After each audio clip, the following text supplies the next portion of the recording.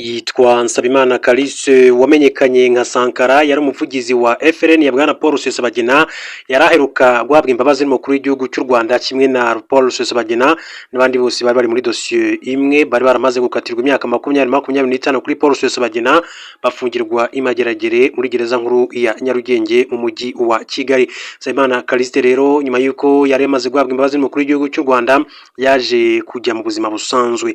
Inkuru yitirwa kuri Nsabimana Calice wamenyekanye nka Sankara muri aka kanya, inkuru itunguye abanyarwanda bose muri rusange.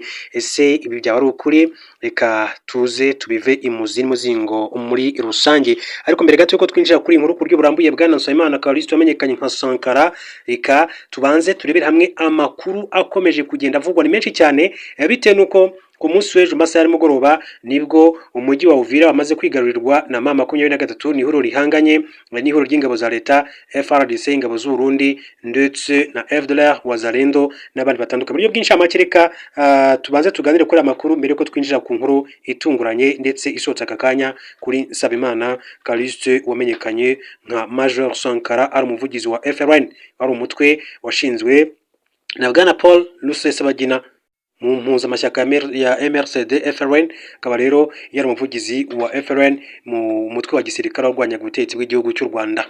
Ifatwa rya Uvira ryaba ritanga ubuhe butumwa kuri Perezida Neva, Perezida Evariste Ndayishimiye? Kuva mu ijoro ryo ku itariki ya 9/25 imitwe y'inkuru hirya no hino ku isi iragaruka ku mvururu zo mu burasirazuba bwa Kongo. Isi yose iravuga ko kuba abarwanyi ba FC23 bageze mu mujyi wa Uvira wari umaze amezi 10 arindiriye ihuriro ry'ingabo zirwanira leta ya Felix Tshisekedi. Ingabo z'u Burundi n'imbonerakure nibo bagaragaye cyane imbere ku mirongo y'urugamba, bafashwa n'imitwe ihurije mu cyiswe Wazalendo, naho igisirikare cya Congo FARDC kikaza inyuma nko kubunganira. Uribaza impamvu abarundi barwanya umuhenerezo umujyi wa Uvira uri mu ntera ya kilometero 25 uvuye i Bujumbura? Kuba se umujyi wa Uvira uri bugufi na Bujumbura wageze mu maboko y'abarwanyi ba FC23 byongeye kwibutsa ubushishozi buke bwa Perezida w'u Burundi Evariste Ndayishimiye, winginzwe n'abarwanyi mu ntangiriro zo kwakira ngo acyure ingabo ze hakibona akavunira ibiti mu matwi. Uvira ndagira nkubwiye ko niyo yaturukagamo ibicuruzwa biva mu burasirazuba bwa Kongo bijya Bujumbura, cyane cyane ibikomoka ku buhinzi ndetse n'ibikomoka kuri peteroli, amavuta n'isukari byahanyuzwaga mu buryo bw'amagendo kuko bikomeje kuba iyanga mu gihugu cy'u Burundi.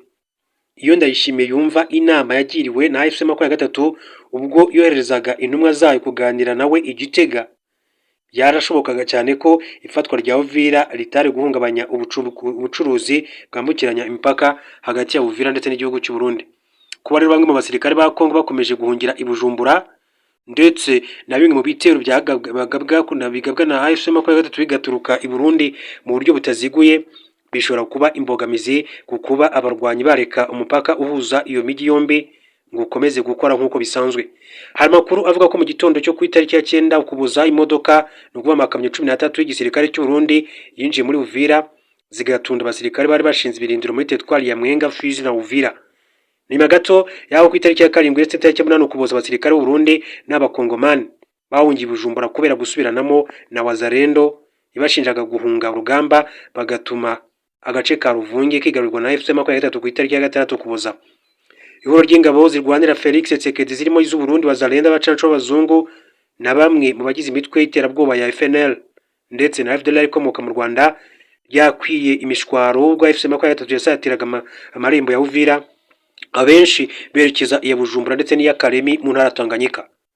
Hanyuma mu ntangiriro zo kuboza, Minisitiri w'ububanyi n'amahanga w'u Burundi Edouard Bizimana yumvikanye mu bitangazamakuru ashinja u Rwanda guhungabanya umutekano wa Kongo n'u Burundi, agashimangira ko ingabo z'igihugu cye zihagaze bwuma kandi ziri kwitwara neza ku rugamba.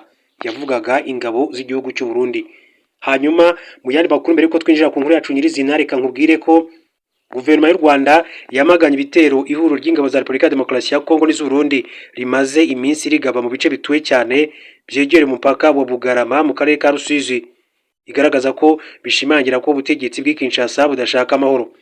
Kuva mu ntangiriro z'icyumweru gishize ingabo za Repubulika ya Demokarasi ya Kongo iz'u Burundi, imitwe ya Wazalendo, umutwe w'iterabwoba wa FDLR n'abacanshuro byarashe ibisasu biremereye mu bice birimo Kamanyora mu ntara ya Kivu y'Amajyepfo, hapfa abaturage benshi cyane abandi barakomereka. Ku itariki ya 10 ukuboza uyu munsi, Minisiteri y'Ububanyi n'Amahanga n'Ubutwererane yatangaje ko kubera ibisasu byarashwe muri Kamanyora abanyekongo barenga 1000 bahungiye mu Rwanda banyuze ku mupaka wa Bugarama bakirwa mu nkambi y'agateganyo Nyarushishi mu karere ka Rusizi. Iyi minisiteri yatangaje ko ibi bitero byiyongera ku buryo u Burundi bwohereje ingabo hafi 20,000 muri Kivu y'Amajyepfo zikajya kugota imidugudu yo muri Minembwe muri teritwari ya Uvira, Fizi na Mwenga zigamije kubicisha inzara. Iti RDC yagaragaje ku mugaragaro ko itazubahiriza agahenge kandi ko iri kurwanira kwisubiza ibice byafashwe na FC23 nubwo inzira y'amahoro yari ikomeje. Ibyo gukomeza gushaka igisubizo cya gisirikare umuryango mpuzamahanga warabimenyeshejwe nubwo wari ufite uburyo bwo kubigenzura kandi amakuru menshi cyane muri ayo yari ku mugaragaro. Umuryango mpuzamahanga ntiwigeze usaba ko ibi bitero bimaze amezi bitegurwa na RDC byatangiye mu cyumweru gishize bihagarara. Tariki 27 Kamena 2025 u Rwanda RDC byagiranye amasezerano y'amahoro bifashwemo na Leta Zunze Ubumwe za Amerika byumvikana ko umutwe w'iterabwoba FDLR nawo ugomba gukurwaho burundu, ingamba z'ubwirinzi u Rwanda rwashyizeho zikavaho. Perezida Paul Kagame na Felix Tshisekedi tariki ya 4 Ukuboza nabo bashyize umukono kuri amasezerano mu muhango wabereye i Washington DC muri Leta Zunze Ubumwe za Amerika.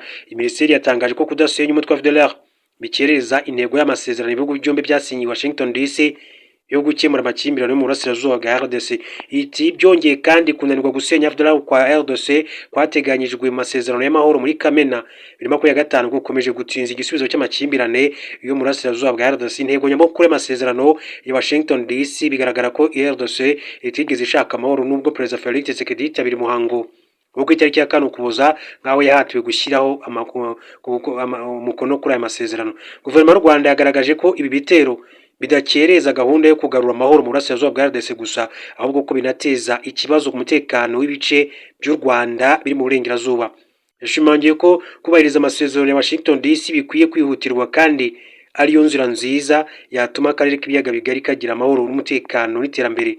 Akaba rero ari itangazo rikomeye cyane ryashyirwa ahagaragara na guverinoma y'u Rwanda ivuga kuri imirwano igihugu cy'u Burundi ndetse n'igihugu cya Repubulika ya Demokarasi ya Kongo ikomeje kugenda ihuza impande zombi. Hanyuma rero reka tugaruke ku nkuru yacu nyirizina turebera hamwe bikomeza kugenda bivugwa. Hanyuma uyu mugabo witwa Nsabimana Callixte wamenyekanye nka Major Sankara, hari inkuru yanditswe na kimwe mu bitangazamakuru bikorera mu gihugu cy'u Rwanda itariki 20 z'ukwezi kwa 4 2023 ati Nsabimana Callixte Sankara arihe. Ati mu mpera z'ukwezi gushize byemejwe ko Paul Rusesabagina asubiye muri Amerika nyuma yo guhabwa imbabazi imbere y'iminsi mike bagenzi be bari bafunganywe burijwe imodoka bajyanwa imutobo mu kigo gitangirwa amasomo yo gusubizwa mu buzima busanzwe. Bari abasirikare utaragendanye n'abandi. Nsabimana Callixte Sankara hoze ari umuvugizi wa MRCD FRN. Paul Rusesabagina Nsabimana Callixte Sankara bahamijwe ibyaha by'iterabwoba bafunguwe tariki 24 2023 ku mbabazi za Perezida wa Repubulika hamwe n'abandi 18 bari muri dosiye imwe. Mu bagombaga kujyanwa umutobo byari byitezwe ko habamo Sankara wita Major mu gisirikare cya FRN. Icyakora ubwo abarwanyi bajyanwaga imutobo mu beretswe itangazamakuru ntabwo yagaragayemo nk'uwari umuvugizi wa bagenzi be. Kugeza ubwo rero iyi nkuru yakorwaga yari ataragera imutobo nk'uko ikinyamakuru rya Akadomo.com cyakomeje kugenda kibigarukaho mu bihe bitandukanye. Umuvugizi w'urwego rw'igihugu rushinzwe igorora SP Daniel Rafiki yabwiye itangazamakuru ko yafunguriwe rimwe na bagenzi be. Ati kuba rero yaratashye yatanye n'abandi kuko itegeko iyo risohotse rirubahirizwa. Umuyobozi wa komisiyo ishinzwe gusubiza mu buzima busanzwe abari abasirikare Nyirahabineza Valerie icyo gihe yemera itangazamakuru ko Nsabimana Callixte Sankara atari mutobo. Ati ubu tuvugana aka kanya ntawe uhari. Ati mu dufite ntawe, ariko igihe cyose azazira nta kibazo tuzamwakira. Yakomeje agira ati abaje bose twarabakiriye, ubwo n'undi rero naza tuzamwakira. Bariya bagombaga rero kuza guhabwa ari amahugurwa, abaje bose twebwe turabakira, ubwo rero n'undi nawe naza tuzamwakira. Icyakora amakuru avuga ko mu bajyanwa imutobo hari ushobora gusaba kubanza kujya guhura n'umuryango we akabyemererwa iminsi yahawe yazarangira agahita ajyanwa muri iki kigo gihugura. Icyakora Nyirabineza Valerie yakomeje agira ati mbere hari abazaga baturutse hirya no hino muri Kongo ariko bizanye bakaza bagera mu Rwanda byaba ngombwa tukaba tubarekuye bakajya iwabo bakabasubiza bakamarayo rero ibyumweru 2 cyangwa se iminsi ingahe. Ati bakagaruka noneho bagatangira amahugurwa. Ibyo bibaho rero. Ati nge ndakubwira nyine abazaga mbere bizanye ibyo byabagaho usibye ko ntabwo tureka ngo bajye kwicarayo kubera ko umuntu aba amaze ati hari igihe kirekire tuba tugomba rero kubanza kumutegurira kujya mu muryango nyarwanda. Avuga ko Sankara ataragera imutobo nta kibazo cyo kubyibazaho gihari, ariko nahagera ati azakirwa akagororwa nk'abandi nyuma agasubizwa mu muryango nyarwanda. Icyakora kugeza ubu aracyageningwa n'ubushinjacyaha kuko ubwo yerekurwaga yategetswe kwitaba ubushinjacyaha ku rwego rw'ibanze rw'aho atuye, aho ubushinjacyaha rero bukorera inshuro imwe mu kwezi ku munsi wagenwe n'umushinjacyaha ku rwego rw'ibanze. Twagerageje kuvugana n'ubushinjacyaha ngo tumenye niba bwo abwitaba, icyakora kugeza ubwo rero ati inkuru yakorwaga umuvugizi w'urwego Faustin Nkusi atarabyemeza. Nsabimana Callixte wari umuvugizi wa MRCD-FRN yari yakatiwe gufunga imyaka 15 kubera ibyaha by'iterabwoba ndetse no kurema umutwe w'ingabo utemewe, ubwo yasabaga imbabazi Perezida wa Repubulika mu ibaruwa yanditse ku itariki 13 Ukwakira 2022. Nsabimana Callixte yatanze impamvu zigera kuri 5. Iya mbere nuko yagerageje kwitwara neza kuva yafatwa, agatanga ku bushake amakuru yose yari afite, ati nta gahato nashyizweho n'umuntu wari we wese mu Rwanda. Impamvu ya kabiri yabaye ko Nsabimana Callixte yemeye ibyo aregwa byose, agerekaho kwicuza no gusaba imbabazi. Ati nageretseho kwicuza no gusaba imbabazi mu rukiko, mwebwe nyakubahwa Perezida wa Repubulika, nasabye imbabazi kandi abanyarwanda bose, by'umwihariko nasabye imbabazi abantu bose bagizweho ingaruka n'ibitero byagabwe n'abarwanyi ba FRN nari imbere muvugizi. Impamvu ya gatatu ngo yitandukanyije n'ishyaka LLM yayoboraga, ari naryo yinjiriyemo mu ihuriro rya MRCD ryashinze umutwe wa gisirikare wa FRN. Impamvu ya kane ni imiyoborere ya Perezida Kagame kuva mu mwaka w'1994 yashyize imbere imbabazi kuruta kwihorera. Yavuze ko jenoside yamugize imfubyi afite imyaka igera kuri 12. Yakomeje agira ati ayo mateka yangizeho ingaruka mu mitekerereze, ari nabyo rero Kayumba Nyamwasa na Patrick Karegeya yabashingiyeho banyigisha leta y'u Rwanda bayinyangisha. Nyakubahwa Perezida wa Repubulika, sinigeze nkorera leta amuyobora, sinigeze mba mu Nkotanyi n'ahandi hantu twigeze duhurira ngo mbe navuga ko hari ikibi waba warankoreye. Impamvu asorezaho asaba imbabazi nuko akeneye gusubira mu muryango agashinga urugo. Yakomeje agira ati nyakubahwa Perezida wa Repubulika, ingabo z'Inkotanyi mwari muyoboye zaturokoye njyewe na mushiki wanjye gusa, umuryango w'abantu 10. Ibikorwa bibi nishoyemo byanteye igihombo gikomeye cyane. Ubu mfite imyaka 40, nta mwana, nta mugore, nta mutungo. Ndamutse nkoze igihano cyose nakatiwe cy'imyaka igera ku 15, nazava muri gereza mfite imyaka 52. Icyo gihe nazaba ndi umuzigo ku gihugu, akaba ariyo mpamvu rero mbasaba ko mwama imbabazi nkagira amahirwe yo kujya kubaka u Rwanda. Si ubwa mbere Sankara kandi avuga ko ashaka kuzana umugore. Ubwo yaburanaga mu bujurire muri Gashyantare 22 yavuze ko ubushinjacyaha bwamutengushye ntibukore ibyo bumvikanye, ubwo yajyanwaga mu butabera aho yari yiteze kurekurwa vuba akajya kureba umugore we cyangwa se ihogoza rye. Sankara wari umuvugizi wa FRN akaba na visi perezida wa kabiri wa MRCD yakatiwe imyaka 20 igifungo muri Nzeri 21. Ajurira asabira kugabanyirizwa igihano ikaba 5 mu gihe ubushinjacyaha bwajuriye bwifuza ko yongerwa ikaba nibura 25. Yanenze uburyo umushinjacyaha Ruberwa Bonaventure uzi iby'ubwo bumvikane ari we uri kumusabira kongererwa igihano.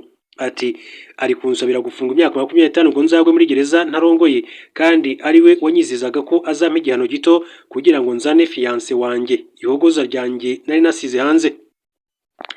Byarangiye igihano kiro kimanutse kigera ku myaka 15, none akaba arekuwe ku mbabazi za Perezida wa Repubulika igihano kitarangiye. Umuvugizi wungirije wa guverinoma y'u Rwanda icyo gihe yitwaga Alain Mukurarinda ati yaraherutse kubwira RBA ko amategeko ateganya ko Sankara ashobora guhanagurwaho ubusembwa akaba yanashyirwa mu mirimo ya leta. Ati iyo umuntu yababariwe se hanyuma ibihano bigashira ugasaba ihanagurwa busembwa, ni intyoza azi kuvuga, yize amategeko, ugira ngo se iyi myanya twicayeho ni ubukonde bwa data? Ibyo ngibyo rwose nta gitangaza kirimo. Imbabazi abarimo Sankara kandi bahawe zarikizwaga n'andi mabwiriza rero ku buryo uyarenzeho zishobora rero guteshwa agaciro akajya kurangiza igihano yarasigaje muri gereza. Hanyuma kandi itariki ya nyuma yaho gatoya ku itariki ya 5 z'ukwezi kwa 6 2023 hari indi nkuru yanditswe n'ikinyamakuru rya Gazama kubati bwa mbere Nsabimana Callixte Sankara uzwi nka Sankara yagaragaye mu ruhame nyuma yo guhabwa imbabazi na Perezida wa Repubulika agafungurwa. Nsabimana Callixte uzwi nka Sankara bwa mbere yagaragaye mu ruhame. Nsabimana yagaragaye ku itariki ya 4 Kamena 2023 ubwo yari mu bikorwa byo kwibuka ku nshuro 29 jenoside yakorewe abatutsi mu mwaka wa 1994. byabereye murenge rwa Bicuma mu karere ka Nyanza amajyepfo y'u Rwanda, hashyinguwe mu cyubahiro imibiri y'abazize jenoside yakorewe abatutsi 9. Bikanavuga ko muri icyo gikorwa Nsabimana Callixte yari ahari kuko abashyinguwe mu cyubahiro harimo n'abo mu muryango we wa hafi. Tariki 24 Werurwe 2023 nibwo Nsabimana na Paul Rusesabagina bari barahamijwe ibyaha by'iterabwoba bafunguwe ku mbabazi na Perezida wa Repubulika hamwe n'abandi bantu 18 bari muri dosiye imwe. Rusesabagina yahise asubira muri Amerika, naho Nsabimana bivuga ko yerekeje Mutobo kugororwa, nubwo ubwo ikinyamakuru cyajyagayo cyasanze abandi bari kumwe usibye we atarimo. Mu bitandukanye Nsabimana kandi yakunze kuvuga ko jenoside yamugize imfubyi y'imyaka 12, ko ayo mateka yamugizeho ingaruka mu mitekerereze, ari nako byo Kayumba Nyamwasa na Patrick Karegeya bashingiyeho banyangisha leta y'u Rwanda.